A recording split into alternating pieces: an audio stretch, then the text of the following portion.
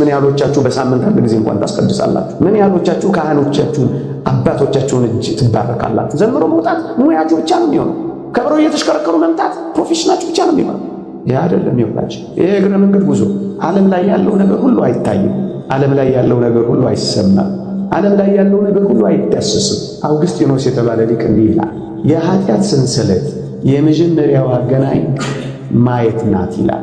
በሰማያት ያለው እግዚአብሔር ጋር አይናችሁን ከፍ ካደረጋችሁ በኃጢአት ምክንያት የሚመጣውን ፈተና ድል ታደርጋላችሁ። የዚህ ዘመን ያሉ የሚዲያ አማራጮች በዋናነት ኃጢአት ማለማመጃዎች ናቸው። በዋናነት ሃይማኖት ማስቀየሪያዎች ናቸው። ክርስቲያናዊ ሕይወት የሚሰራው አንደኛ ራሳችሁ ጋር፣ ሁለተኛ ቤተሰባችሁ ጋር፣ ሶስተኛ ጓደኞቻችሁ ጋር፣ አራተኛ ትምህርት። እስኪ ከኔ ጋር አንድ ላይ በስመ አብ በሉ። በስመ አብ ወወልድ ወመንፈስ ቅዱስ አሃዱ አምላክ አሜን። እግዚአብሔር ከሁላችን ጋር ይሁን። እንደ አጠቃላይ በወጣትነት ብቻ አይደለም፣ እንደ አጠቃላይ ሰው በመሆን ዙሪያ ፈተናዎች ይኖራሉ። በወጣትነት ዘመን ቢያየልም ፈተናዎች ይኖራሉ። የመጀመሪያው ነጥብ የእነዚህን ፈተናዎች ምንጭ ማወቅ። የእኔ ፈተና ከየት ነው የመነጨው? የፈተናዬ ምክንያቱ ምንድን ነው? እሱን መጀመሪያ መለየት አለብን። ክርስቲያን ሆናችሁ ስትኖሩ፣ እንደ ክርስቲያን ስትመላለሱ ፈተናዎች፣ መከራዎች፣ ጉሰማዎች፣ መጎንተሎች ሊኖሩ ይችላሉ። የእነዚህን የፈተና ምንጮች ግን መለየት አለባችሁ። ይህንን ለማድረግ መጀመሪያ ራሳችሁን፣ ውስጣችሁን፣ ስሜታችሁን፣ ዝንባሌያችሁን፣ ሐሳባችሁን ሁል ጊዜ በትኩረት መፈተሽ አለባችሁ። ዝም ብሎ እንደሚገባ፣ ዝም ብሎ እንደሚወጣ፣ ዝም ብሎ እንደሚተራመስ ሰው እንደ ነገሩ መኖር የለባችሁም። ውስጣችሁን ማዳመጥ አለባችሁ። ራሳችሁን መፈተሽ መቻል አለባችሁ። ውስጣችሁን የምትመረምሩበት፣ ራሳችሁን የምታዩበት ስክነት ያስፈልጋችኋል። ቁጭ ማለት ካለባችሁ ቁጭ ብላችሁ፣ መመካከር ካለባችሁ ተመካክራችሁ፣ የፈተናዬ ምንጭ፣ የውድቀቴ ምክንያት፣ እየተከታተለ የሚመጣው የመከራዬ መቅድም ምንድን ነው ብላችሁ ሁል ጊዜ ራሳችሁን ለዚህ ነው መጽሐፍ ቅዱስ የመጀመሪያው የሚመክረን ነገር ራሳችንን እንድንመረምር። በሃይማኖት ስትኖሩ ራሳችሁን መርምሩ ይላል። ስለዚህ ወጣቶች ሁል ጊዜ ራሳችሁን ልትመረምሩ ይገባል። ይሄ የሚረዳችሁ የፈተናችሁን ምንጭ ለማወቅ ይረዳችኋል። ስለዚህ የመጀመሪያው ነጥብ ራሳችሁን ሁል ጊዜ በመመርመር በእግዚአብሔር ቃል ትመረምሩታላችሁ። በወንድሞችና በአባቶች ምክር ትመረምሩታላችሁ። በሥርዓተ ቤተ ክርስቲያን፣ በሕገ ቤተ ክርስቲያን ትመረምሩታላችሁ። ውስጣችሁን ታደምጣላችሁ። ስሜቶቻችሁን ትፈትሻላችሁ። ከዚህ ነው የሚጀምረው። እንደ አጠቃላይ ፈተናዎቻችን እንገመት ብንልና ወይም እስከዛሬ የተማርነውን እንኳን ብናሰላስል አንደኛው ምንጭ የሚሆነው የዓይን አምሮት፣ የልብ ምኞት ነው ይላሉ አባቶቻችን። ፈተናዎቻችን የሚመነጩት ዓይናችን ከሚያያቸው፣ ዓይናችን አይቷቸው ልባችን ከሚመኛቸው እነዚህን ነው። የዓይን አምሮት፣ የልብ ምኞት ነው ፈተና የሚሆንብን። ስለዚህ እንደ ክርስቲያን ይልቁንም እንደ ወጣቶች እይታችሁንና የልብ ምኞታችሁን ሁል ጊዜ መጠበቅ አለባችሁ። ሁል ጊዜ መጠንቀቅ አለባችሁ። ምን ማለት ነው? ዓይናችሁ ወደ መራችሁ፣ ልባችሁ ወደ አሳሰባችሁ፣ ስሜታችሁ እንድታዘነብሉ ወደ ገፋችሁ ነገር ሁሉ እንዳትሄዱ ራሳችሁን መጠበቅ አለባችሁ። አውግስጢኖስ የተባለ ሊቅ እንዲህ ይላል፣ የኃጢአት ሰንሰለት የመጀመሪያው አገናኝ ማየት ናት ይላል። እደግመዋለሁ፣ ለኃጢአት ሰንሰለት የመጀመሪያው አገናኝ ማየት ናት ይላል። ወገኖቼ የዓይን አምሮት፣ የልብ ምኞት የሚለው ፈተና የሚጀምረው ከማየት ነው የሚለው። የትኛውም ኃጢአት መነሻው ከዚህ ነው። ለዚህ ነው ጌታችን በወንጌል ዓይን ላይ አተኩሮ ያስተማረው። ዓይን ብታሰናክልህ ካንተ አውጥተህ ጣላት። ዓይን ላይ አተኩሮ ያስተማረው የፈተናዎቻችን ሁሉ መግቢያ፣ የኃጢአት መውደቃችን ሁሉ ምንጩ ማየት ስለሚሆን ነው። ስለዚህ ወጣቶች ሆይ ከእግዚአብሔር ጋር ለመኖር ከፈለጋችሁ፣ ሰውነታችሁን በቅድስና ለእግዚአብሔር መስጠት ከፈለጋችሁ የመጀመሪያው ጉዳይ ዓይኖቻችሁን ትጠብቃላችሁ። ዓለም ላይ ያለው ነገር ሁሉ አይታይም። ዓለም ላይ ያለው ነገር ሁሉ አይሰማም። ዓለም ላይ ያለው ነገር ሁሉ አይዳሰስም። በእርግጠኝነት ዓይኖቻችሁን ከጠበቃችሁ በፈተና ከመውደቅ ትጠበቃላችሁ። ምክንያቱም ፈተናችሁ የሚጀምረው ከዚህ ነው። የትኛውንም በመጽሐፍ ቅዱስ ተመልከቱ። ከመጀመሪያው ሰው ከአዳምና ከሔዋን ሕይወት እንኳን ተረዱ። ታስታውሳላችሁ?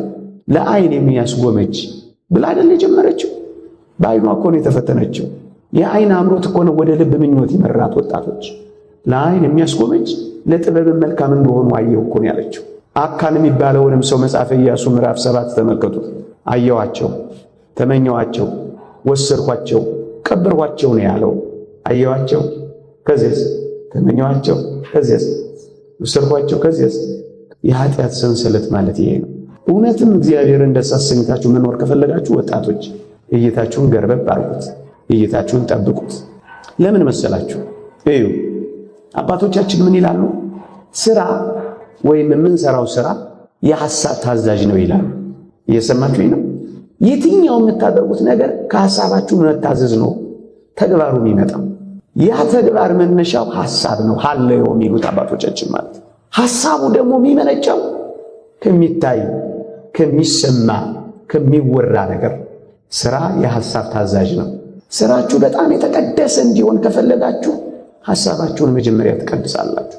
ሐሳባችሁ እንዲቀደስ ከፈለጋችሁ የምታዩትንና የምትሰሙትን ሁሉ ትቀድሳላችሁ። ቅዱስ መሆን ከፈለጋችሁ፣ በዚህም እግዚአብሔርን ማየት ከፈለጋችሁ የመጀመሪያው ነጥብ ሐሳባችሁ መቀደስ ነው። ከሐሳባችሁ የሚቀድመው መቅድሙ ግን የእይታችሁ መቀደስ ነው። ምን ማለት ነው?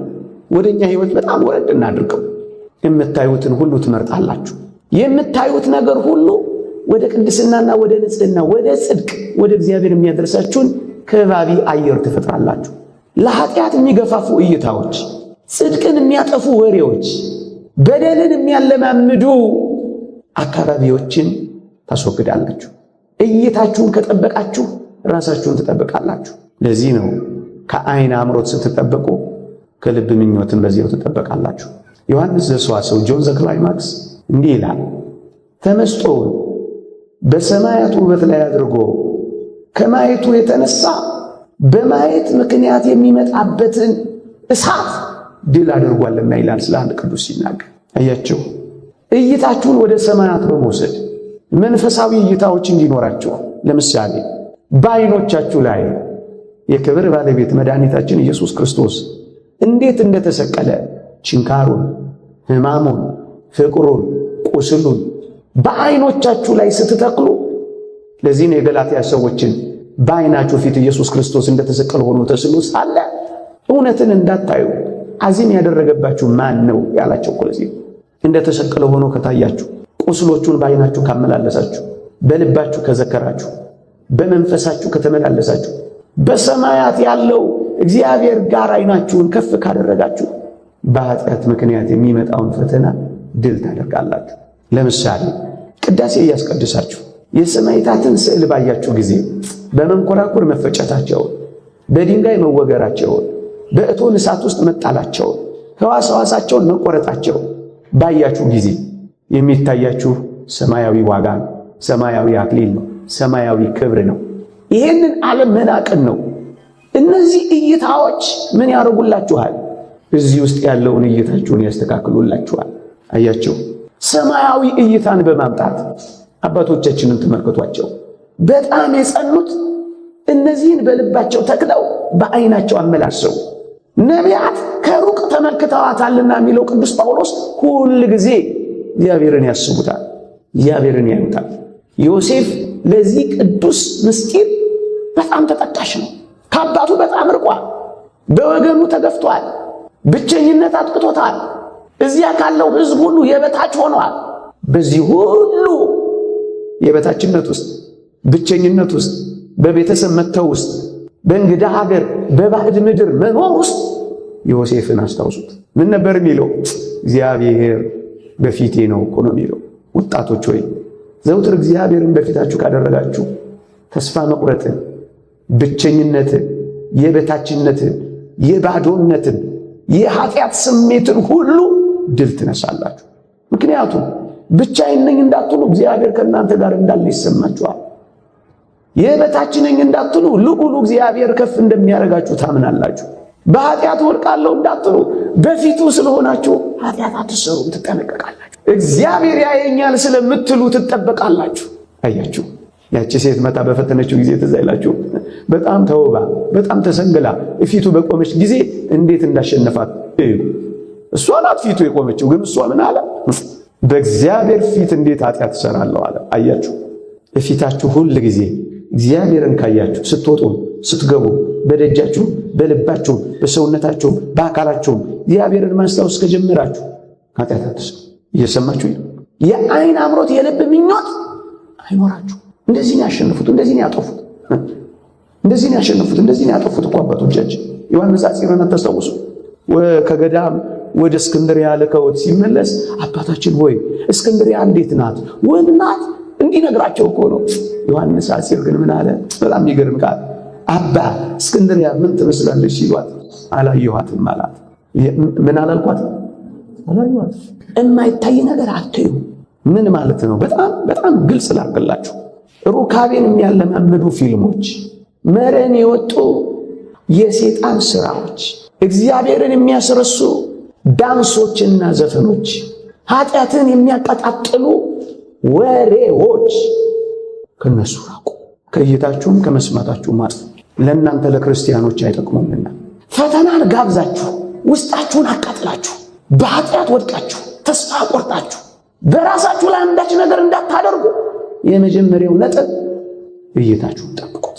እይታችሁን ጠብቁት እስከ መጨረሻው። አባ ዮሐንስ እንደው ምን ይላል?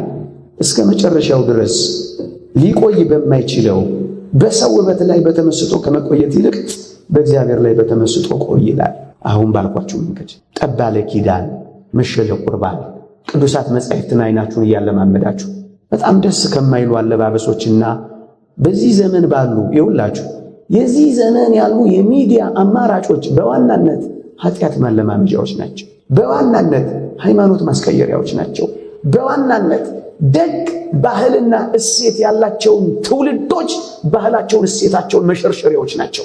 በዋናነት ሊል ዘሊል የሆኑ የምዕራባውያንን ባህል ማስፋፊያዎች ናቸው። በዋናነት ተጠንተው የሚቀርቡት ኃጢአትን ማለማመጃዎች ናቸው። የ2005 ጥናት ምን ይላል መሰላችሁ? ዘፈንና ዳንስን ከሚመለከቱ ወጣቶች 78%ዎቹ ልቅ የሆነ የግብረ ሥጋ ግንኙነትን ሩካቤን ወይም ፖርኖግራፊ ፊልሞችን ተመልካቾች ይሆናሉ ይላል። ባይ ዲፎልት አጥንተው ነው የሚሰሩት እነሱ። ይኸውላችሁ አእምሮን ከመቆጣጠር በፊት የሚቆጣጠሩባቸው ሜካኒዝሞች እነዚህ ናቸው፣ ሚዲያዎች። ለዚህ ነው እይታችሁን ከቀደሳችሁ ሐሳባችሁ ይቀደሳል። ሐሳባችሁ ከተቀደሰ ስራችሁ ይቀደሳል። ስለዚህ ዘውትር ክርስቲያን ሐሳቡን ለመቀደስ እይታውን ይቀድሳል፣ የሚሰማውን ይቀድሳል፣ ቅዱሳት መጻሕፍትን ያነባል፣ የቅዱሳንን ተጋድሎ ድርሳናት ገድላት ያጠናል። እንደውም አንዱን ቅዱስ አብነትና አራያ አድርጎ የእሱን ፈለግ እየተከተለ ሕይወቱን መለማመድ ይጀምራል። እንዴት ይጸለያል፣ እንዴት ይመገባል፣ የአምላኩን ፍቅር እንዴት አድርጎ ይለማመዳል፣ እንዴት አድርጎ እነዚህ ሁሉ ይላል። ስለዚህ ወጣቶች ባጭሩ ይህን ሐሳብ ለመጠቅለል ወደ ዓለማዊ ሕይወት ሊያጋለጧችሁ መንፈሳዊ ሕይወታችሁን ሊያደክሟችሁ ከሚችሉ ስፍራዎችና እይታዎች፣ ወሬዎች፣ መዳሰሶች ሁሉ ራሳችሁን በማራቅ የሐሳብ መግቢያ ስሜት ሕዋሳቶቻችሁን ከጠበቃችሁ እናንተ ንጹሐን ወደ መሆን ትመጣላችሁ። መንፈሳቸውን ንጹሕ በማድረግ እግዚአብሔርን ፊት ለፊት አይተውታልና የሚለው የመጽሐፈ ቅዳሴያችን ዋና ትርጉም ምን ይመስላችኋል? መንፈሳቸው ንጹሕ የሆነው እግዚአብሔርን ለማየት በጓጉ መጠን። እስኪ ምን ያህሎቻችሁ በሳምንት አንድ ጊዜ እንኳን ታስቀድሳላችሁ? እስኪ እጃችሁን አውጡ። አሁን ተግባራዊ ፍተሻ እናድርግ። ምን ያህሎቻችሁ በሳምንት አንድ ቀን በዕለተ ሰንበት ታስቀድሳላችሁ? ሌላውን ቀን ተማሪዎች ናችሁ ብዬ ገምቼ። መቼም በዚህ ውስጥ ውዳሴ ከንቱ የለም። እውነት አስብ። መተፋፈር የለም። እውነት አስብ። ምን ያህሎቻችሁ ዕጣን ታሸታላችሁ? ምን ያህሎቻችሁ ከመስዋዕቱ አጠገብ ትቆማላችሁ? ምን ያህሎቻችሁ ካህኖቻችሁን አባቶቻችሁን እጅ ትባረካላችሁ? ምን ያህሎቻችሁ ቅዱሳት ስዕላትን ትመለከታላችሁ? ምን ያህሎቻችሁ የጌታችንን የሥነ ስቅለት ስዕል ታያላችሁ? እስኪ እጃችሁን አውጡ። አያችሁ እንግዲህ ልትኖሩ እንደምትችሉ ገምታለሁ። ዝም ብላችሁም ምን አወጣጣን ብላችሁም ሊሆን እንደሚችል አስባለሁ። ግድ የለም። በዋናነት ግን መኖር ከፈለጋችሁ እስካሁን የተወያያችሁበትን በእርግጠኝነት ተግባራዊ ሕይወትን መለማመድ ከፈለጋችሁ ቤተክርስቲያን ይውላችሁ በዛኛው እይታ ፈንታ የምታዩት አለ፣ በዛኛው የምትሰሙት ፈንታ የምትሰሙት አለ። በቀን አንድ ጊዜ ተውት፣ በቀን አንድ ጊዜ በሳምንት ለ10 ወይም ለ20 ደቂቃ ቅዱሳት መጻሕፍትን የምታነቡ እስኪ እጃችሁን አውጡልኝ። የመጽሐፍ ቅዱስ ጥቅስ የምታጠኑ መንፈሳዊ መጻሕፍትን የምታነቡ ድርሳነ ሚካኤል የምትደግሙ በወር አንዴ የአንድ ቅዱስ ገድል የምታጠኑ።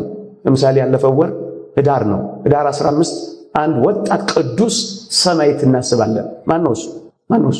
ሚናስ እንደኛ ያለ ወጣት ነው። ከእናንተ ትንሽ ነው ተለቅ የሚለው። እኔ እንኳን ሽማግሌ ነኝ። በ23 ዓመቱ ያደረገውን ተጋድሎ ታነባላችሁ። እንግዲያውስ የቤት ሥራ ተሰጣጡ። የእውነት መኖር ከፈለጋችሁ እንዴት አድርጎ ስልጣንን እንደናቀ፣ እንዴት አድርጎ ለጣዖት እንዳልተንበረከከ፣ እንዴት አድርጎ ገንዘብን እንደረገጠ፣ እንዴት አድርጎ ክርስቲያን ነኝ ብሎ እንዴት ከፍ እንዳለ ታውታላችሁ። አሁን ድረስ እንዴት አድርጎ በቅዱስ ሥጋው አማካኝነት እንዴት አድርጎ ተአምራትም እንደሚሰራ አላችሁ። ዛሬ ከበረች ቅድስት አርሴማ ፍልሰተ ሥጋዋን እናስባለን። አያችሁ፣ የምታዩት የምትሰሙት ይሄ ነው።